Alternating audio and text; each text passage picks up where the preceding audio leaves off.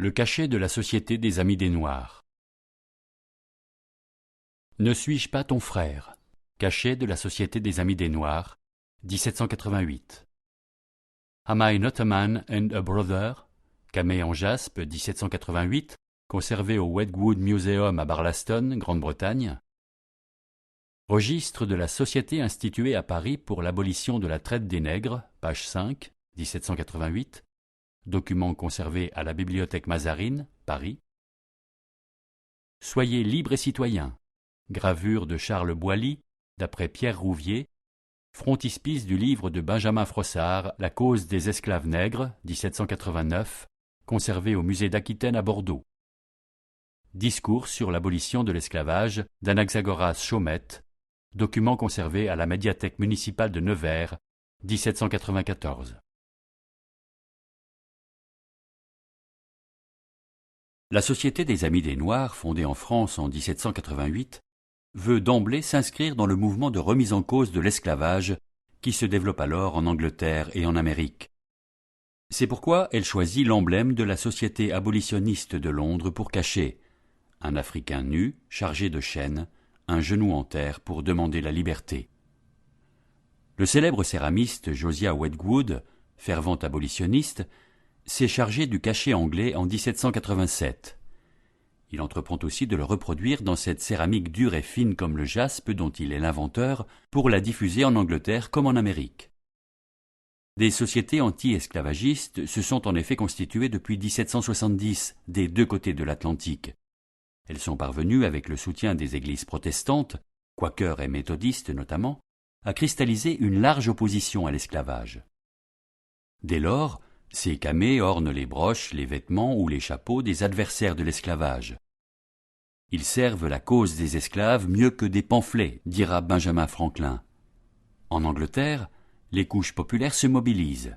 À la fin du siècle, sur 8 millions d'habitants, plusieurs centaines de milliers pétitionneront en faveur de l'abolition de la traite.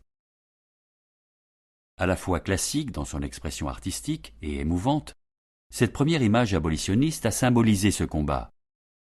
Seul et agenouillé, ce noir suggère une idée d'indépendance de la personne, même enchaînée, sans connotation d'infériorité. La Société des Amis des Noirs, qui réduit la devise anglaise signifiant « Ne suis-je pas un homme et un frère » à « Ne suis-je pas ton frère » conçoit la lutte contre l'esclavage de façon sensiblement différente. Le registre des séances révèle sa volonté de n'admettre que la haute société parmi ses membres, car la souscription fixée à 2 louis équivaut à 2 mois de salaire d'un ouvrier. Composée de nobles et de grands bourgeois libéraux, imprégnés de la culture des Lumières et anglophiles tels Condorcet et Lafayette, elle prend pour secrétaire le publiciste Brissot et pour premier président Clavière, banquier genevois installé à Paris. La Société des Amis des Noirs ne dépassera jamais 200 membres, alors que les sociétés anglaises et américaines s'enracinent dans des bases populaires. Elle s'apparente plutôt à une première forme de club aux objectifs politiques, obtenir l'abolition de la traite par un accord international entre puissances, puis sortir de l'esclavage sur 2 ou 3 générations en s'orientant vers une nouvelle économie coloniale. Mais sans être subversive, la Société des Amis des Noirs remet en cause les intérêts acquis, ceux des grands planteurs des colonies et des armateurs de la métropole, qui l'accusent de collusion avec l'Angleterre. Les colons, opposés à toute idée d'émancipation des esclaves, même graduelle, sont eux-mêmes constitués en un puissant lobby qui parviendra, malgré les efforts de la société, à empêcher toute discussion du problème de l'esclavage par l'Assemblée constituante.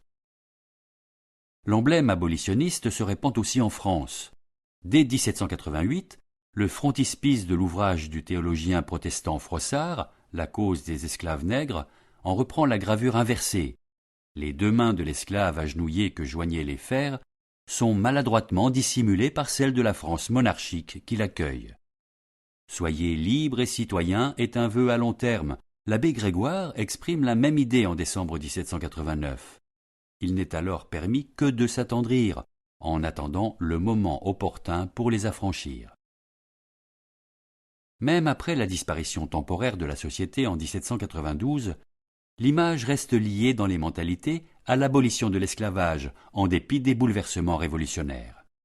Sous la Terreur, malgré l'extermination des Girondins, amis de Brissot, Anaxagoras Chaumette ose la publier en tête de son discours fameux sur l'abolition de l'esclavage, prononcé le 18 février 1794.